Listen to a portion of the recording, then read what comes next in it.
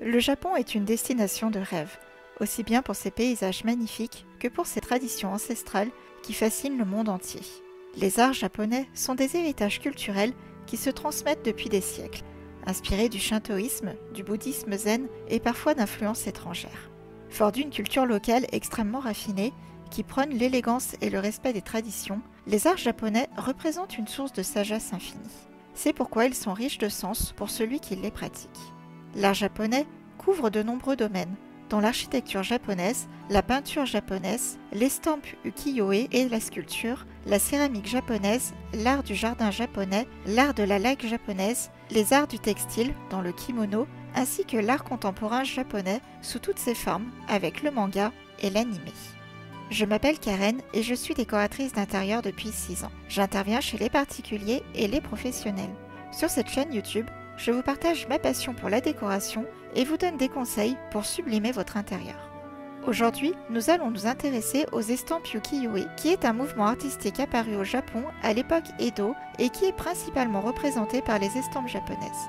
Inspiré de la beauté éphémère d'un monde en perpétuel changement, l'ukiyo-e se traduit par image du monde flottant et désigne aussi bien le courant artistique que les œuvres qui en résultent.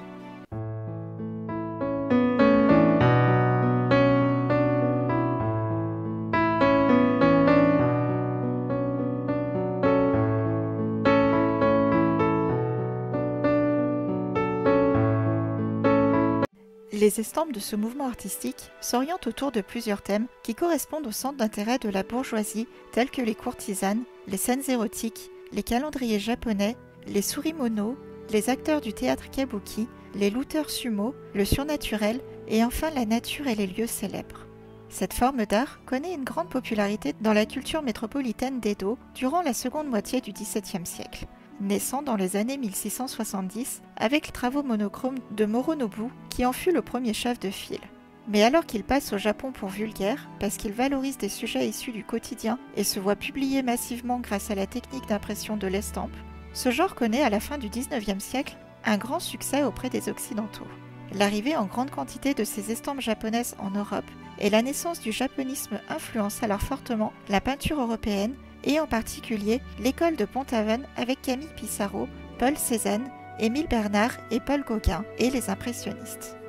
De nombreux artistes très talentueux ont marqué l'histoire de cet art et à travers cette vidéo, je vous propose d'en découvrir 6 d'entre eux.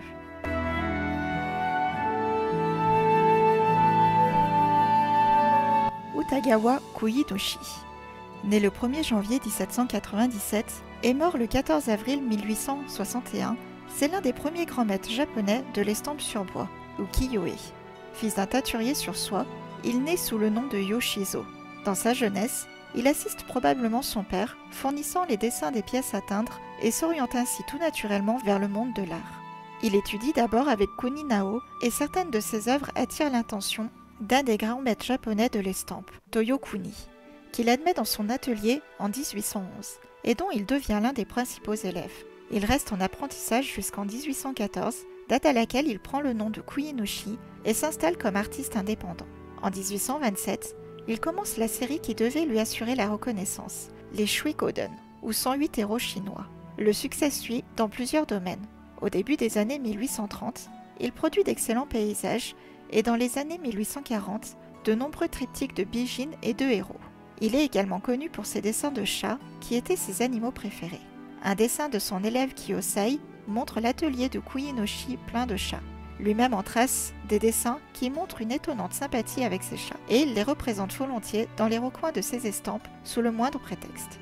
Dans les années 1850, la qualité de ses œuvres commence à décliner. Le grand tremblement de terre de 1855, après lequel, rentrant tardivement chez lui, il avait été donné pour mort par sa famille et les membres de son atelier, marque la fin de sa grande période. Souffrant de maladies et de dépression, il produit dorénavant peu. Il meurt à Edo en 1861.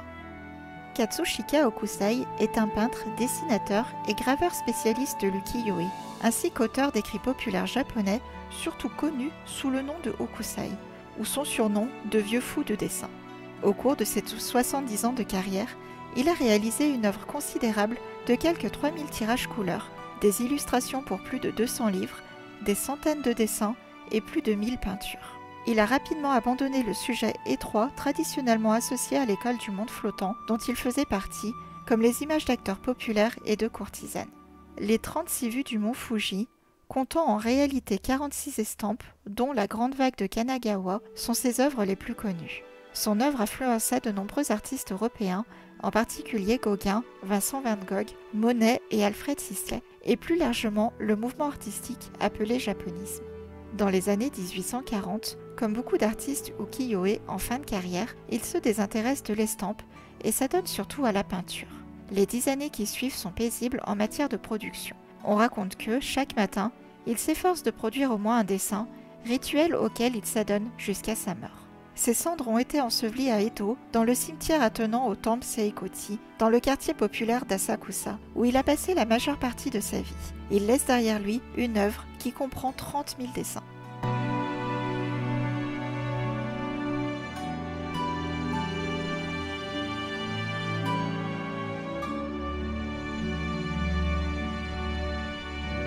Toyohara Kunichika. Né le 30 juin 1835 et mort le 1er juillet 1900, c'est un artiste d'estampes japonaises ukiyo-e. Doué d'un talent qui se révèle dès l'enfance, il est à 13 ans l'élève de l'artiste ukiyo-e le plus notable d'Edo à ce moment, Kunitsada. Son profond intérêt pour le théâtre kabuki et la grande connaissance qu'il en a le mènent à centrer son œuvre sur les estampes d'acteurs de kabuki ainsi que sur la représentation de scène des pièces populaires de l'époque. Alcoolique et homme à femme, Kunichika fait également des bijinka, portraits des femmes réputées à son époque pour leur beauté. Son œuvre connaît le succès pendant l'époque d'Edo et il perpétue les traditions de cette époque pendant l'ère Meiji. Aux yeux de ses contemporains, ainsi qu'à ceux de quelques historiens d'art aujourd'hui, ceci apparaît comme une performance dans cette période de transition, pleine de bouleversements dans la vie sociale que politique de l'histoire du Japon. Au moment où Kunichika commence sérieusement ses études à la fin de l'époque d'Edo, le prolongement des traditions fondées sur la société féodale est sur le point de finir. L'ère Meiji moderne, période de modernisation rapide, d'industrialisation et de nombreux contacts avec l'Occident, est à l'opposé de ce qu'était le Japon auparavant. Les artistes de l'ukiyo-e ont traditionnellement illustré la vie urbaine et la société, en particulier le théâtre, pour lequel leurs impressions ont souvent servi comme réclame. L'ère Meiji amène la concurrence des nouvelles techniques de photographie et de photogravure, mettant un terme définitif à la carrière de la plupart d'entre eux. Kunichika meurt à son domicile de Ronjo le 1er juillet 1900 à l'âge de 65 ans, en raison d'une combinaison de mauvaise santé et d'épisodes de consommation excessive d'alcool provoqués par la mort à 39 ans de sa fille Anna alors qu'elle donnait naissance à son petit-fils. Il est enterré au temple Horyuji de la secte bouddhiste Shingon à Imado, à Asakusa. Sa pierre tombale a probablement été détruite lors du séisme de Kanto en 1923, mais les membres de la famille en ont érigé une nouvelle en 1974. Kitagawa Utamaro. C'est l'un des peintres japonais spécialistes de l'ukiyo-e. Il est particulièrement connu pour ses représentations de jolies femmes, mais son œuvre comprend également de nombreuses scènes de nature et d'animaux, ainsi que des albums érotiques. Son travail parvint en Occident au XIXe siècle où il rencontra un grand succès. Il a particulièrement influencé les impressionnistes par ses cadrages audacieux et le graphisme de ses estampes. Il était alors connu sous le nom d'Utamaro, transposition selon l'orthographe française de la prononciation de son nom. Il fut surnommé en 1891 par Edmond de Goncourt le peintre des maisons vertes, les maisons closes. Même si un tiers seulement des très nombreuses estampes que l'on connaît de lui furent en réalité consacrées au Yoshiwara. On a pu dire du style d'Utamaro qu'il marquait à la fois l'apogée et le point de départ du déclin de l'art traditionnel de l'ukiyo-e. Il sut en effet porter l'art du portrait à son sommet par de nombreux apports. Dans son œuvre, Utamaro se définit comme un physiognomoniste, capable de représenter dans ses portraits les traits de personnalité de ses sujets. D'où les titres de certaines de ses séries, telles les 10 formes de physionomie féminine en 1802.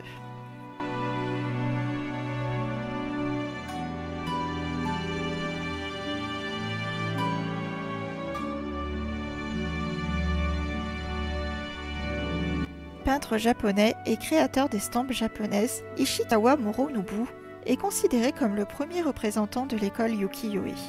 En adaptant les techniques traditionnelles de la peinture à la gravure sur bois et en publiant des estampes sur papier libre plutôt que des livres entiers, il contribua à la diffusion de l'estampe japonaise dans les classes les plus modestes. Moronobu était le fils d'un teinturier respecté et d'une brodeuse de fils d'or et d'argent, du village de Odamura, province d'Awa, près de la baie d'Edo. Après avoir déménagé à Edo, Moronobu, qui avait appris le métier de son père, étudia la peinture à l'école Tosa ainsi que celle de l'école Kano. Il se dota ainsi d'une solide formation dans les arts décoratifs et la peinture académique, ce qui lui fut fort utile quand il se tourna vers l'ukiyo-e qu'il étudia avec son maître, le maître Kanbun. Ses premières œuvres signées et datées, connues à ce jour, furent des illustrations de livres datés de 1672 avec son anthologie des 100 poètes guerriers, son premier album signé. Vers le milieu des années 1670, Moronobu était devenu l'un des plus importants de tous les artistes d'estampes ukiyo-e, statut qu'il conserva jusqu'à sa mort. Il produisit plus de 100 livres illustrés, peut-être 150, bien qu'il soit difficile de lui attribuer de nombreux ouvrages non signés. Contrairement à ce que beaucoup d'experts pensaient auparavant, Moronobu ne fut pas le fondateur de l'ukiyo-e. En revanche, il sut fédérer de façon impressionnante les styles et par des artistes qui le précédèrent dans la peinture de l'estampe ukiyo-e. C'est lui qui a créé la première forme réellement mature de l'ukiyo-e avec un style d'une grande force et beaucoup de présence qui allait définir les canons de cet art pour les générations d'artistes à venir. La maîtrise de la ligne de Moronobu a souvent été citée dans l'analyse de son œuvre, de même que les compositions harmonieuses de ses personnages, qui paraissent toujours servir à la mise en scène de l'action, ce que l'on ne trouvait pas chez ses prédécesseurs. Mizuno Toshigata, né en 1866, originaire de Tokyo, et mort en 1908. Le style de ce maître d'estampes ukiyo-e relève aussi du style Nihonga. À l'âge de 13 ans, son père l'envoya à l'école de gravure de Tsukioka Yoshitori. Il a également été apprenti chez un peintre en céramique. Plus tard, Mitsuno a été initié à l'art traditionnel de la peinture japonaise par Shibata Roshu et par le peintre Nihonga Watanabe Saitei. Il obtient le succès à 17 ans dans le genre des illustrations de journaux. Il ouvre son propre atelier de gravure. Mais l'époque était difficile pour les graveurs japonais vers la fin du XIXe siècle. Les Japonais avaient perdu toute appréciation de leurs arts et métiers traditionnels. Cependant, la guerre sino-japonaise de 1894-95 a stimulé une reprise intense mais très brève de la gravure ukiyo-e. Des centaines de dessins ont été créés et vendus. Mizuno fait alors partie des artistes qui conçoivent de nombreuses estampes de guerre. Ces gravures, composées comme des peintures, comptent parmi les meilleures et sont plus que de simples reportages illustrés d'événements de guerre. Mitsuno fait un peu de tout, des gravures de guerre, des illustrations, et il réussit néanmoins à poursuivre une carrière de peintre et de graveur sérieux. En 1887, il a la chance d'occuper le poste d'illustrateur précédemment occupé par Tsukioka Yoshitori au Yamato Shimbun, un journal de Tokyo. Cela lui donne un revenu stable. Mizuno publie alors plusieurs séries de gravures de bijin, jolies filles, et de scènes de genre avec des femmes et des enfants. Il travaille dans un style japonais traditionnel et se spécialise dans la peinture de genre. Il participe aux expositions de Paris avec une mention honorable en 1900 à l'occasion de l'exposition universelle. Après 1900, Mizuno est un illustrateur, peintre et graveur bien connu. Il décède en 1908, il n'avait que 43 ans.